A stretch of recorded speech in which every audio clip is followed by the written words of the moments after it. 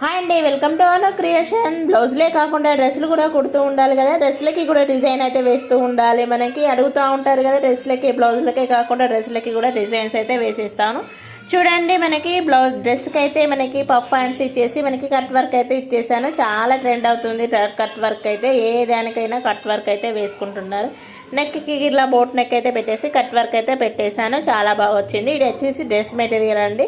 కింద వచ్చేసి మనకి లేస్ వచ్చేసింది డ్రెస్కే మనకి మొత్తము.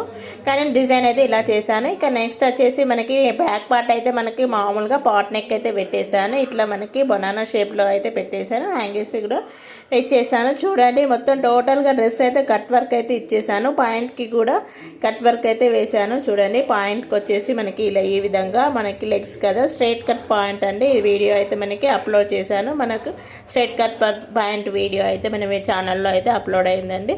చూసేయచ్చు. మనకి కటింగ్ అయ్యింది.